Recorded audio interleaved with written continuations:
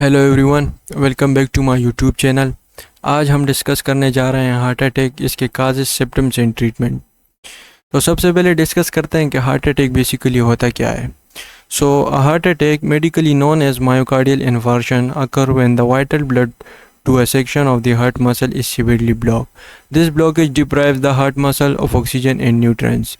यानी कि heart attack जिसे हम मायोकार्डियल इन्फार्क्शन भी कहते हैं। मायोकार्डियल इन्फार्क्शन इसे हम क्यों कहते हैं?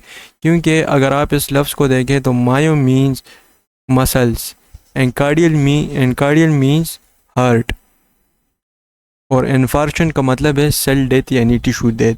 अब सेल डेथ या टिश्यू डेथ क्यों होता है हार्ट अटैक में? हार्ट में सेल डेथ या टिश्यू डेथ इसलिए होता है क्योंकि हार्ट को ब्लड सप्लाई मुकम्मल तौर पर बंद हो जाती है, सीवियरली ब्लॉक्ड। हमारी जो कोरोनरी आर्टरी होती है जो हार्ट को ब्लड सप्लाई करती है वो मुकम्मल तौर पर बंद हो जाती है, जिसकी वजह से हमारे हार्ट में ऑक्सीजन और अदर न्यूट्रिएंट्स की कमी हो जाती है और हमारा हार्ट कोलैप्स कर जाता है। अब इस ब्लॉकेज के डिफरेंट रीजंस हो सकते हैं जो हम फर्दर आगे डिस्कस करेंगे। अब आगे जाने से पहले मैं आपको बताता चलूँ कि कोरोनरी आर्टरी जो कि हमारे हार्ट को रिस्पॉन्सिबल है, जो ऑक्सीजन और न्यूट्रिएंट सप्लाई करती है, जब इसमें ब्लॉकेज आ जाए तो ये मोस्ट कॉमनली रीज़न होता है हार्ट अटैक का। अब ये ब्लॉकेज किस तरह आएगा इसको हम फर्दर आगे डिस्कस करेंगे। तो सबसे पहले कॉमन रीज़न जो इसका होता है वो है प्लेक रप्चर, जो जिसकी वजह से हमारे हार्ट में ब्लॉकेज होती है। मोस्ट कॉमनली वो प्लेक रप्चर की वजह से। अब सबसे पहले डिस्कस करते हैं प्लेक क्या है। A buildup of cholesterol, fats, calcium and other substance inside the artery walls. यानी कि cholesterol, fats, calcium and other substance जो हमारे आर्टरी के अंदर हैं, मौजूद हैं, ये एक जगह पे एक्युमुलेट हो जाए तो इसे हम प्लग कहते हैं। प्लग, जब ये प्लग रप्चर हो जाए यानी कि अपनी जगह से हिल जाए, या अगर आप यहाँ पे देखें, यहाँ पे हमारे पास ये प्लग बना हुआ है, अगर ये प्लग यहाँ से रप्चर हो जाए, निकल जाए और यहाँ पे आ जाए तो इसे हम प्लग रप्चर कहते हैं। अब इसकी क्या रीज़न है, अब ये कैसे हार्ट अटैक काज करता है, इसको आगे डिस्कस करते हैं। फिर आता है हमारे पास clot formation. This rupture triggers the body natural clotting mechanism. Platelets and other blood component rapidly aggregate at the site, forming a blood clot at the damage plug. अब देखें, अच्छा, अब जो हमारे पास ये प्लग बना हुआ है कोरोनरी आर्टरी के, लेट सपोज कर लें ये हमारे पास कोरोनरी आर्टरी है ये। अब यहाँ पे हमारे पास एक प्लग बन गया है और अब ये प्लग जो है ये रप्चर हो गया है, यानी कि यहाँ से हट चुका है और यहाँ पे आ गया है। तो यहाँ पे जब ये यहाँ से हटेगा तो यहाँ पे हमारे ब्लड में, आर्टरीज में जो है क्रैक्स वगैरह, यानी कि इंजरी काज हो जाती है। इंजरी, जब ये इंजरी काज होगी तो हमारे बॉडी का जो नेचुरल मैकेनिज़्म है, क्लॉथिंग मैकेनिज़्म है, वो आ जाएगा, अटैक कर देगा यहाँ पे। अब वो क्या है नेचुरल क्लॉटिंग मैकेनिज्म? वो है प्लेटलेट्स। जब ये प्लेटलेट्स, ढेर सारे प्लेटलेट्स आके यहाँ पे एक्युमुलेट होना स्टार्ट हो जाएंगे, यानी कि यहाँ पे जमा होना स्टार्ट कर देंगे ये ब्लीडिंग को, ये क्लॉटिंग करने के लिए।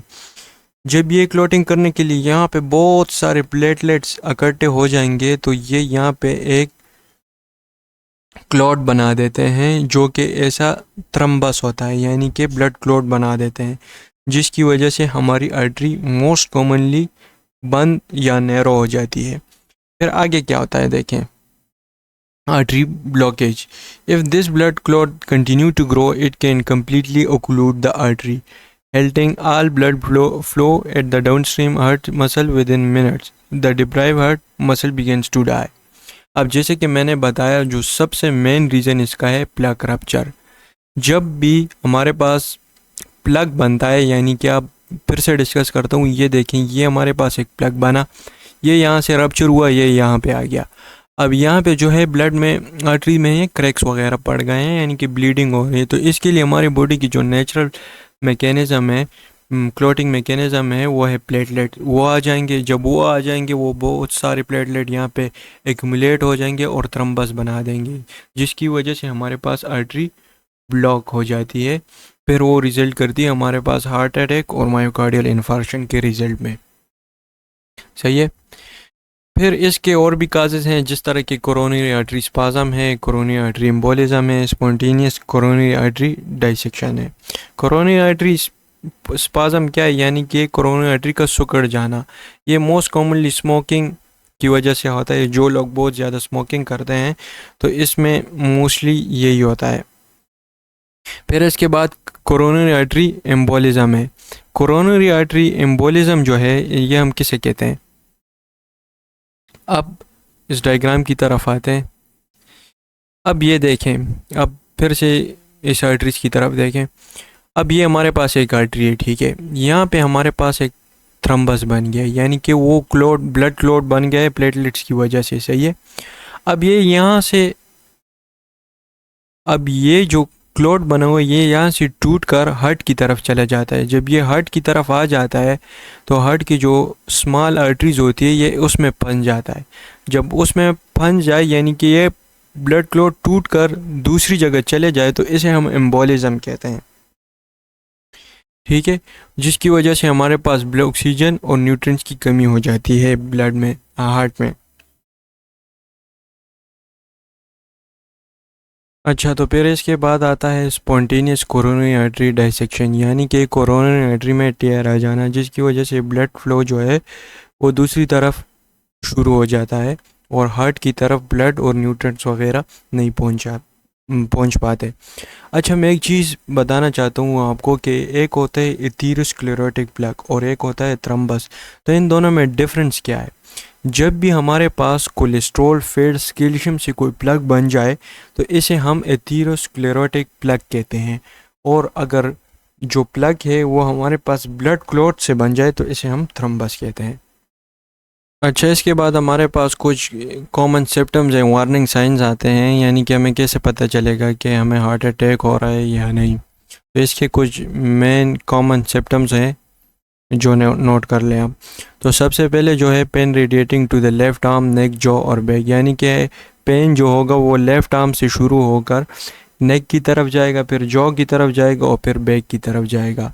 इसके अलावा हमारे पास क्रशिंग चेस्ट पेन आता है, यानी कि चेस्ट में दर्द आएगा। शॉर्टनेस ऑफ ब्रीथ, यानी कि सांस ना आना, सांस फूलना। कोल्ड स्वेट, इसके अलावा नोजिया और वॉमिटिंग, यानी वॉमिटिंग वगैरह होना। ये इसका हार्ट अटैक के मोस्ट कॉमनली सिम्टम्स है।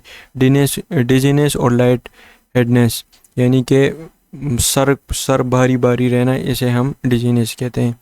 अब वुमेन्स में इसमें मोस्ट कॉमनली सिम्टम्स हैं heart attack, sometimes heart attack present with no immediate warning sign, indication और हार्ट बर्न लाइक सेंसेशन, यानी कि वुमेन्स में जो ख़ास तौर पर नोटिस किए गए हैं वो हैं, यानी कि हार्ट बर्न, यानी स्टमक बर्न होता है जिसे हम हार्ट बर्न भी कहते हैं। अनयूजुअल फैटिग, इंसान थका थका रहता है।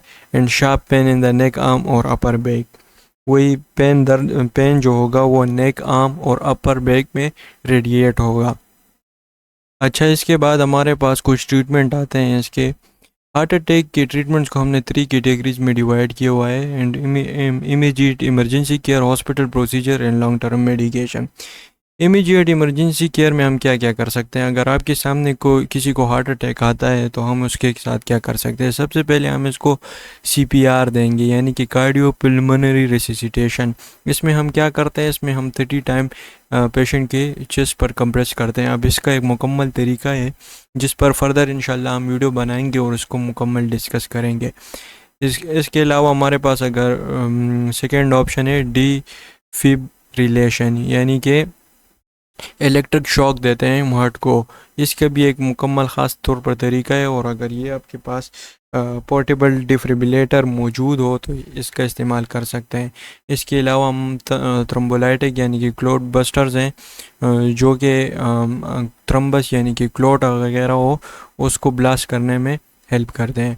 फिर इसके बाद हॉस्पिटल प्रोसीजर्स हैं। इस हॉस्पिटल प्रोसीजर में हम एंजियोप्लास्टी एंड स्टंट प्लेसमेंट करते हैं, यानी कि एक स्टंट प्लेस करते हैं कोरोनरी आर्टरी में, या जहाँ पे ब्लॉकेज होता है वहाँ पर प्लेस करके उस आर्टरी को खोल देते हैं। फिर इसके बाद कोरोनरी आर्टरी बाईपास ग्राफ आता है, यानी कि अगर ये जगह फर्श कर ब्लॉक है हमारे पास आर्टरी में, तो दूसरी जगह से यहाँ से काट कर दूसरी जगह से आर्टरी लेके और यहाँ पे फिट कर देते हैं, तो इसे हम कोरोनरी आर्टरी बाईपास ग्राफ्ट कहते हैं।